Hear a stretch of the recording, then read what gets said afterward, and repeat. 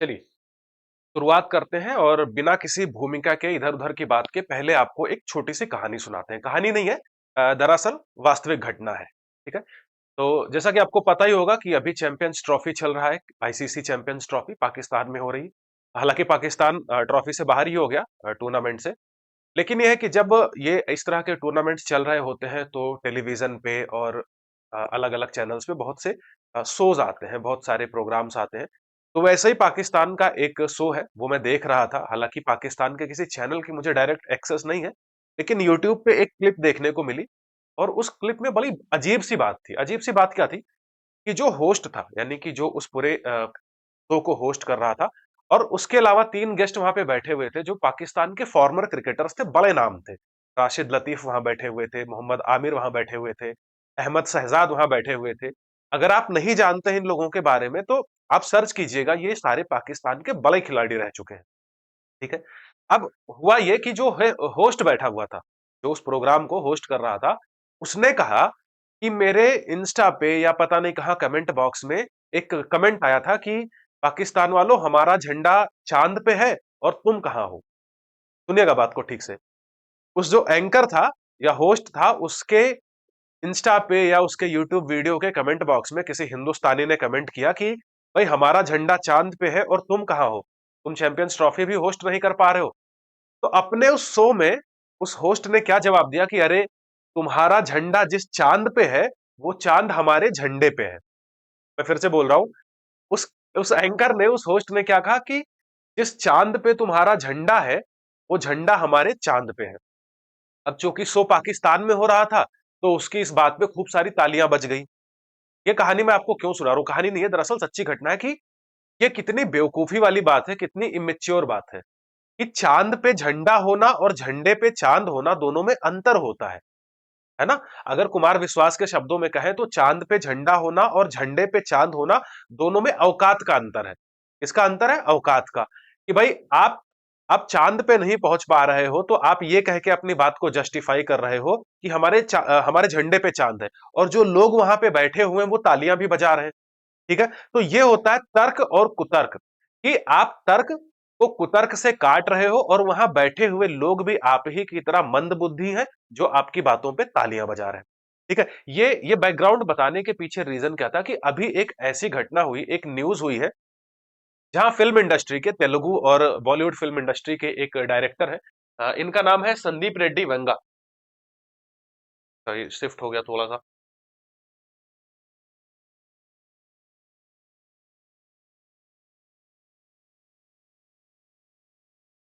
ठीक है, ये संदीप रेड्डी वंगा ये एक डायरेक्टर है।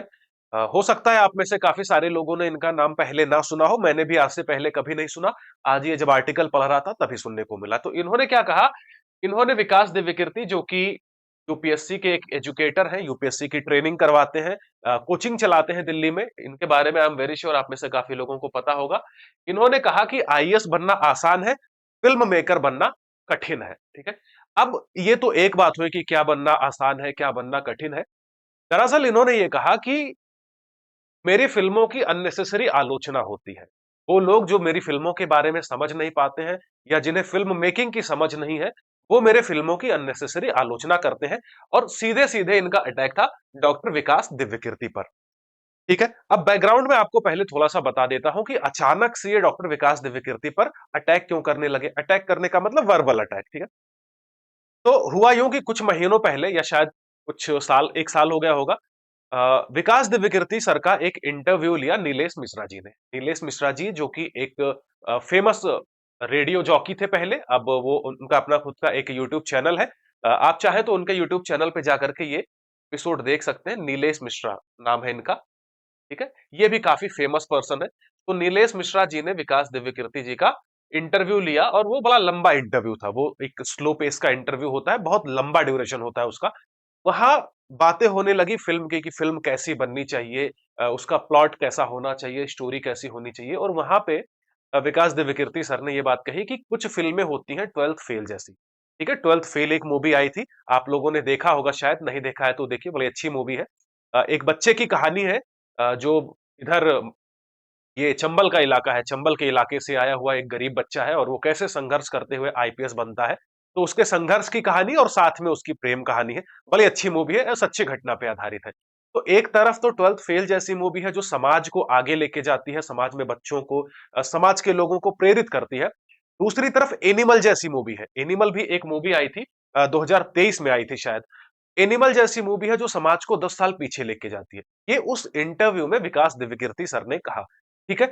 और एनिमल मूवी भी समाज को 10 साल पीछे ले जाने वाली है, ऐसा उन्होंने क्यों कहा? क्योंकि उसमें टॉक्सिक मैस्कुलिनिटी का कॉन्सेप्ट है। टॉक्सिक मैस्कुलिनिटी का क्या मतलब होता है कि अननेसेसरी वाली मर्दानगी, कि अगर आप एग्रेशन दिखा रहे हो, आप लड़ाई कर रहे हो, आप समाज में महिलाओं को अपने से कम समझ रहे हो, दबाने चलने वाली मानसिकता रखते हो, तो उसे एक टॉक्सिक मैस्कुलिनिटी का फीचर माना जाता है। एनिमल जो मूवी है वो उसी पर बेस्ड है, ठीक है?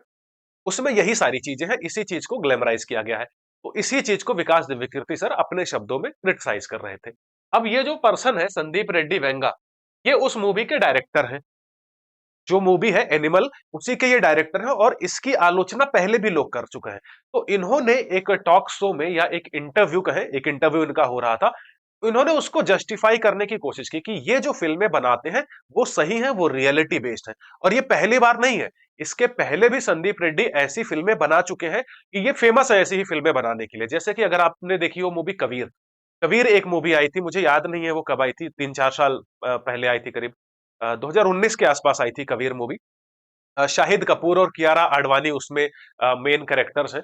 उसमें भी यही सेम चीज है। एक एक पर्सन है, एक प्रोटोगोनिस्ट है जो ऐसी ही टॉक्सिक मैस्कुलिनिटी के फीचर शो करता है। अब वो मूवी बनी हुई थी एक तेलुगु मूवी पे, अर्जुन रेड्डी। अर्जुन रेड्डी मूवी भी इन्होंने ही बनाई, संदीप रेड्डी ने। उसमें भी जो कैरेक्टर है, जो मेल कैरेक्टर है, वो ऐसे ही फीचर शो करता है टॉक्सिक मैस्कुलिनिटी के, जो कि अच्छी बात नहीं है, जिसका लोगों पर निगेटिव असर पड़ता है, ठीक है? तो अब इसी क्रिटिसिज्म को संदीप रेड्डी वंगा झेल नहीं पा रहे हैं और इंटरव्यू में इन्होंने क्या कहा कि फिल्म मेकिंग ज्यादा कठिन है बजाय इसके आईएएस बनने के। अब ये बातें कितनी तार्किक है, गैर गैर तार्किक है, ये देखिए, ये भाई साहब है और विकास दिव्यकीर्ति सर को आई एम वेरी श्योर आप में से ज्यादातर लोग जानते ही होंगे। और अपनी बात का समर्थन, मतलब स्पष्टीकरण देने के लिए, जस्टिफिकेशन देने के लिए इन्होंने यहां तक कह दिया कि क्रैकिंग यूपीएससी और making film which is easier, मतलब फिल्म मेकिंग ज्यादा कठिन है, यूपीएससी क्लियर करना आसान है। और इतनी गैर तार्किक बातें कर रहे हैं भाई साहब, कह रहे हैं कि आप 1500 किताबें पढ़ लीजिए, 2-3 साल का समय दे दीजिए और मैं गारंटी दे सकता हूं कि आपकी यूपीएससी हो जाएगी। ऐसी बात इन्होंने कही, मैं नहीं कह रहा हूं। और मैं चूंकि यूपीएससी की तैयारी कर चुका हूं, तो इनकी बातें सुन के मैं पूरी गारंटी के साथ कह सकता हूं, ये इंसान फिल्म भले भले ही बना सकता हो, लेकिन ये यूपीएससी तो नहीं क्लियर कर सकता है। बहरहाल अपनी पर्सनल ओपिनियन को यहाँ पे बहुत ज्यादा लेके नहीं आएंगे। बट पॉइंट ये है कि अगर कोई भी पर्सन फिल्म बनाता है, ठीक है, तो फिल्म की आलोचना तो होती है, क्रिटिक्स जो होते हैं वो फिल्म के पॉजिटिव और निगेटिव्स तो बताते ही हैं। तो अगर किसी इंसान ने अपनी राय रखी है कि आपकी फिल्म अच्छी नहीं है, आपकी फिल्म समाज को पीछे लेके जाने वाली है, तो इसमें बुरा मानने वाली कोई बात है ही नहीं। लेकिन इन्होंने डायरेक्टली अटैक किया डॉक्टर विकास दिव्यकीर्ति पर और ये कहा, मतलब अपने लॉजिक को, अपने पॉइंट को जस्टिफाई करने के लिए ये तक कह दिया कि यूपीएससी क्लियर करना आसान है, ठीक है। सिर्फ यही नहीं, इन्होंने ये कहा कि जो फ़िल्म है, अगर इसको स्टोन एज में लेके जाए, यानी कि कोई इंसान स्टोन एज में है, तो उसकी नैसर्गिक प्रतिक्रिया क्या होगी? उसकी नैसर्गिक या नेचुरल प्रतिक्रिया वही होगी, जो कबीर मूवी में कबीर की है या शाहिद कपूर की है। एनिमल मूवी में जो एक्टर है, रणदीप कपूर है शायद, रणवीर कपूर नाम है हीरो का। तो रणवीर कपूर जिस तरह से बिहेवियर शो करता है, वैसे ही बिहेवियर होगा। लेकिन यही तो बात है कि आप स्टोन एज में मूवी नहीं बना रहे हैं, ना आप स्टोन एज में मूवी बना रहे हैं, ना आप स्टोन एज की कहानी सुना रहे हैं, ना आप स्टोन एज के लोगों के लिए बना रहे हैं। आप मॉडर्न जमाने की मूवी बना रहे हैं। और डॉक्टर विकास दिव्यकीर्ति का यही तो कहना था कि आप जो मूवी बना रहे हो, वो लोगों को पीछे सोचने पे, पीछे की तरफ लेके जा रही है, समाज को पीछे लेके जा रही है। आपके जो कैरेक्टर्स हैं, आपकी जो कहानी है, वो बच्चों के अंदर ऐसा माइंडसेट, ऐसे विचार ला रही है जो समाज को ओवरऑल पीछे लेके जाएंगे।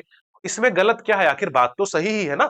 आप जिस तरह की फिल्में बना रहे हो, वो समाज को पीछे लेके तो जा रही है। तो ये यही सी थी पूरी बात कि संदीप रेड्डी वंगा, इनकी हालत, वो पाकिस्तान का जो एंकर है ना, जो कह रहा था कि जो जो झंडा चांद पे है, तुम्हारा जो झंडा, जिस चांद पे तुम्हारा झंडा है, वो चांद हमारे झंडे पे है। तो ये भाई साहब की हालत उस एंकर जैसी ही है, जिन्हें नहीं समझ में आ रहा है कि फिल्में क्यों बनाई जाती हैं। और आईएएस बनने में और फ़िल्म मेकिंग करने में बहुत ज़्यादा डिफरेंस है, दोनों की अपनी-अपनी अहमियत है और तर्क को तर्क से ही काटा जाना चाहिए, कुतर्क से नहीं। हो सकता है इनकी बातों पे बहुत से लोग तालियां बजा दें, लेकिन वो तालियां बजाने वाले लोग भी वैसे ही होंगे जो उस एंकर की बात पे तालियां बजा रहे थे, क्योंकि भीड़ आपकी है तो वो आपकी बातों का समर्थन कर देगी, आप कितनी भी गैर तार्किक बातें कर रहे हो। तो आप बताइए मुझे, ये संदीप रेड्डी वंगा ये ठीक कह रहे हैं या डॉक्टर विकास दिव्यकीर्ति सही कह रहे थे? क्या एनिमल जैसी मूवी, कबीर सिंह जैसी मूवी बननी चाहिए?